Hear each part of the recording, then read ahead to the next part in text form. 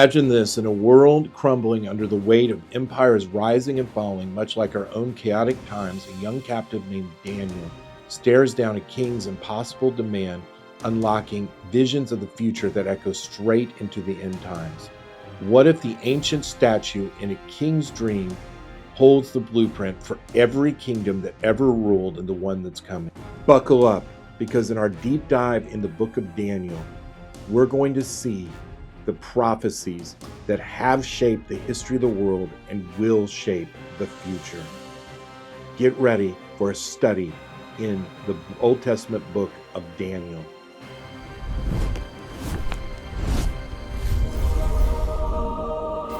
Hi, I'm Pastor Matthew, and this is End Time Prophecies. I'm glad you're with me on this very important Bible study. I'm going to take you through the book of Daniel. And when I say that legitimately he predicted empires of the past and predicts the empires that are going to come in the future, that's not an understatement.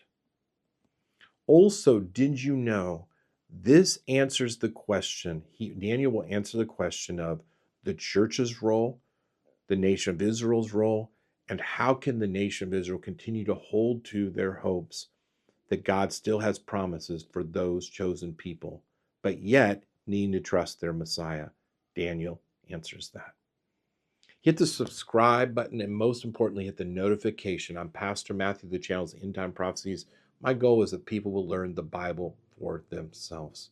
I can't wait for you to be on this journey as we go through the book of Daniel, starting right now with chapter 1. Think about it. You go on a journey. You know where you're going. You don't just say, hey, I'm just going to drive. I mean, you might do a Sunday drive or something, but really, you always know where you're going. You're going to use GPS, you're going to use map, or maybe you just know it. In the same way, Daniel is a GPS type book. It's a map. It shows us the steps of how and where we're going. It gives a big picture of what God's doing with the nations. The book picks up in 605 AD. Why is that important? 605 BC. Because that is the date when Daniel is deported from Israel to Babylon. The nation of Israel had 70 years of Babylonian captivity, where they're in the nation of Babylon. And during that time, there's different waves of where the nation of Babylon comes. In 722, you have the northern kingdom, which Israel is broken into two kingdoms after Solomon. You had the northern kingdom in 722 BC. The Assyrians came in and they destroyed it, wiped it out, and their capital, Samaria. Then in 605 BC, Babylon, one of the great world powers at the time, comes in and they take kind of a wave of the top young people, the high society people, and they bring them back to Babylon. And during that time, they assimilate the top youth to make them Babylonian, because they're the leaders. They'll be able to help the Israel nation become basically Babylonian. Then in 597, you have the second wave where the temple is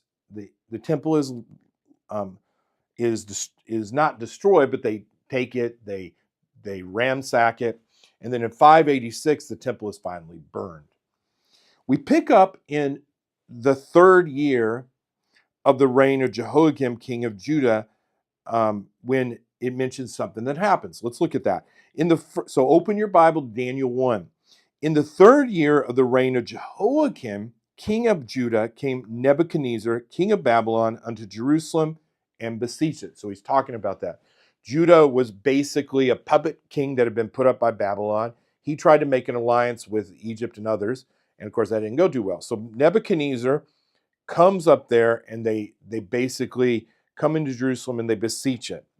And the Lord gave Jehoiakim, king of Babylon, into his hands, with part of the vessels of the house. Now, this is important. What I'm doing is I'm highlighting key things in each verse, which with part of the vessels of the house of God, that would have been the temple, which he carried into the land of Shinar, to the house of his God, and he brought the vessels into the treasure house of his God. Culturally, what that means, Babylon comes in, they take all the stuff out of the temple, they bring it in, they take it and put it in their pagan temple, or their pagan temple to their god. Basically, they're saying our God, our gods, gave us victory over this little peonic Jewish nation, and we're taking this and we're giving this to that God to show our thanks to him, thanks to that God. And I made a note to myself, and this is key in Daniel. It's showing that they attributed the victory because of their God. There's a fundamental point that the readers of this would understand, and it is this. Who is more powerful? Is the God of the Jews more powerful, or is the God of the Babylonian more powerful? And so we have to see that he's going to show why the God of the Jews, the true God, is more powerful than their God or their false God. So you've got the setup. Let's go in. And the king spake unto Ashpenaz, the master of his eunuchs. So the king had servants, that he should bring certain of the children of Israel and of the king's seed and of the princess, children in whom was no blemish, but well favored, skillful in all wisdom, cunning in knowledge, and understanding science, and such as had ability in them to stand in the king's palace, and whom they might teach the learning and the tongue of the Chaldeans. And so the point is, very smart point. He says, pick out the top young people, teenagers, the ones that are smart, the ones that are good looking, the ones that are athletic. You get the type. And he said, what I'm going to do, I want you to go bring them, and we're going to convert them into Babylonians. In other words, they'll learn the language of the Babylonians, they'll learn the culture. We basically will convert them to Babylonians, and those would be obviously your leaders, the up and coming leaders. And then what the goal would be then is they'll go back and they can help convert the Jews to our way of thinking. We can get them away from that God, get them away from their Jewish customs. And so that was his plan. And the king appointed them a daily portion of the king's meat and of the wine which he drank, so nourishing them 3 years, that at that end thereof they might stand before the king. So the school was going to be 3 years. That would have been 605, part of the year they were taken, 604 and 603 BC. He says, I'm going to nourish them. They're going to be in the school. We're going to be teaching them stuff. And then after 3 years, the class will be presented before the king. Now among them were the children of Judah, Daniel, Hananiah, Mishael, and Azariah. So he's mentioning 4 people. You've got Daniel and these other 3, and they're going to play a part. Daniel, of course, is the namesake of the book. Unto whom the prince of the eunuchs gave the names, for he gave unto Daniel the name Belteshazzar, and to Hananiah of Shadrach, and to Mishael of Meshach, and to Azariah of Abednego. Why did they do that? It's very important. Names mean something in this context. You got your coffee? And the names of these individuals, their original names, shows their connection to God. Let me tell you what they mean. Daniel means God is my judge. But Belshazzar is Bel protects his life. So it goes from God as my judge to the name of their false God protects their life. Next, he was the chief god of the life in Babylon. Next, Hananiah means Yahweh is gracious, or God is gracious. Shadrach means command of Aku, the moon god. So he's the command. So again, stripping of his Jewish identity, give him a name that communicates devotion to their false god. Next, Shadrach's command of Mishael, who is God, what is God? So in other words, who is God, basically his name means. How in the sense of like, wow, who is the God of Israel? Kind of communicates that. But his new name means who is what Aku is. So another, again, demeaning, stripping them of their religious identity, their connection to God, and giving them connection to the pagan God. And then Azariah means Yahweh is helped, and Abednego, servant of Nebo. And so again, just to summarize that, when you read through that, realize the name change is not just, hey, we're changing your name and giving you a Babylonian name. No, we're changing your name because we don't want your identity to be associated with that awful God of Israel. It has to be associated with the God over Babylon. Now look at this. So here's a question all of us need to ask, men. Here's a question all Jewish people need to ask everyone. You have convictions, right? And many times we change our convictions because it's not popular. So if they don't go along with the program, they potentially could die because they're rejecting what the king is telling them to do. This is not a democratic country. And the question is not what the outside says. The question is, what does our heart say? And do we have the convictions when we're under pressure? And many times we wilt. I think if you're a man or you're somebody that has children in the family or even adults, sit down and meditate on the pressure they're under. As you're reading through this, don't miss the pressure. Don't miss the absolutely exploitation, trying to change the Babylonians. But look at verse 8. And this is our first real introduction of who Daniel is as a true believer in God. But Daniel, one individual, purposed in his heart that he would not defile himself with the portion of the king's meat, nor with the wine which he drank. Therefore he requested the prince of the eunuchs that he might not defile himself. What's the big deal? The king's just giving him meat. Well, here's the big deal. I wrote down 3 points. In the Levitical law, chapter 11, it talks about there's certain foods as a Jewish person you can eat and certain foods you can't. If you ate the stuff you can't, it would defile you, would not make you have the ability to worship God. So it would make you unclean. Number 2, all the meat and everything would have been sacrificed to idols in Babylon. So to partake of it, you're saying, yes, I agree with those sacrificed to idols. And then number 3 is it would cause huge problems because it's not just saying you're agreeing with devotion to God, but you're saying you're accepting the culture, all the things that come with that culture, which basically took them away from God. So Daniel has decided he's not going to do that. And did you catch the conviction? It's in the heart. He didn't say, I'm not going to drink the wine. Therefore, he requests the prince of eunuchs that he might not defile himself. So he goes to the prince and he says, hey, I'm not going to eat that. Now, God had brought Daniel into favor and tender love with the prince of the eunuchs. So God is at work. God gives him favor. He doesn't always do that, but he does give him to this eunuch. And the prince of the eunuchs said unto Daniel, I fear my lord the king, who has appointed you meat and your drink. For why should he see your faces worse liking than the children which are of your sort? Then shall you make me endanger my head to the king. So basically he says, if I do that and you're malnourished or you basically, it hurts your appearance, hurts you in some way, and the king finds out I allowed it to happen, he's going to kill me. So he's like, I can't do that, Daniel. Now here's what Daniel said. Then Daniel said to Melzar, whom the prince of the eunuchs had set over Daniel, Hananiah, Mishael, and Azariah, prove the servants, I beseech thee, 10 days, and let them give us pulse to eat, water to drink. Then let our countenance be looked upon before thee, and the countenance of the children that eat of the portion of the king's meat, and as thou seest, deal with thy servant. So he says, here's what we'll do.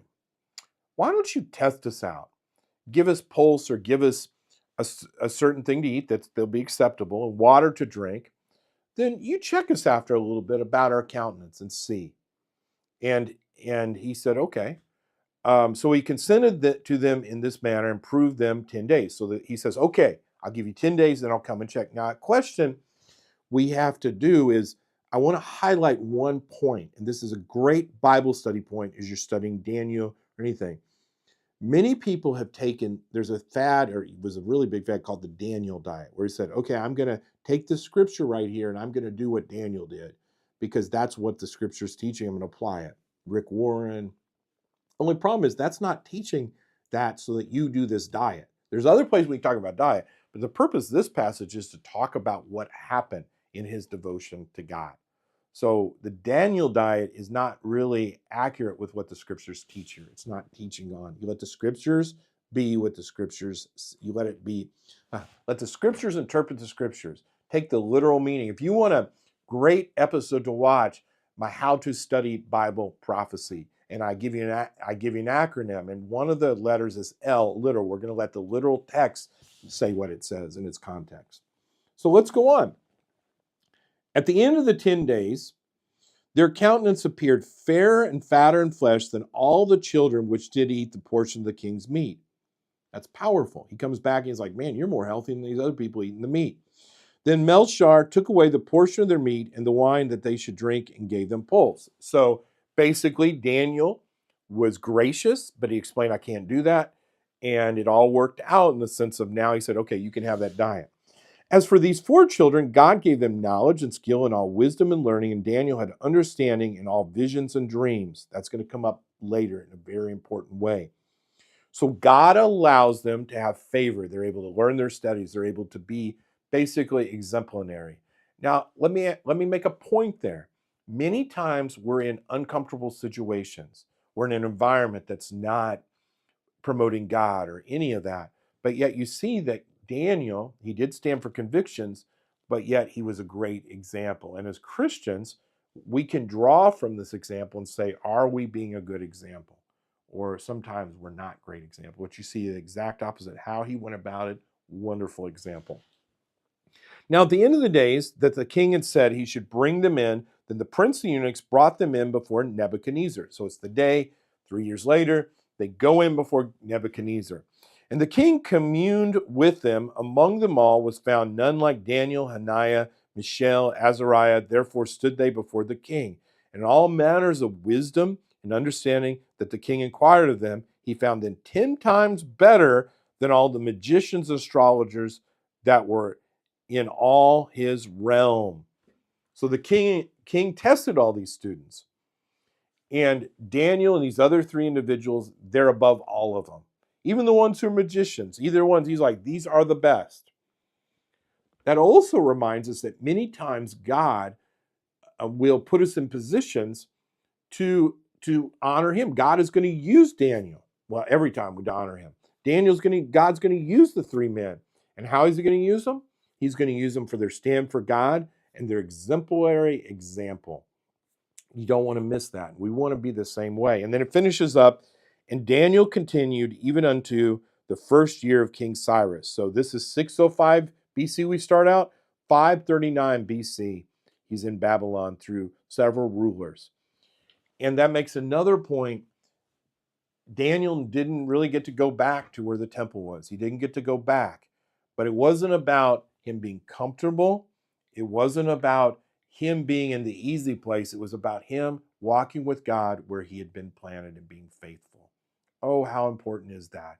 I don't care where you're at. If you're post-trib, you're pre-trib like me, wherever you're at, we all need to remember to be faithful where God has put us. And we need to be a good example, and we need to walk with God in our heart convictionally. Let's continue through Daniel chapter 2, and it is amazing. He's getting ready to give a vision that is going to show the entire Gentile world how God's kingdom is going to rule. Don't miss that episode on End Time Prophecies. If you enjoy the content, be sure to subscribe, hit the bell for notifications, and put some comments about some of the ways you have understood Daniel chapter 1.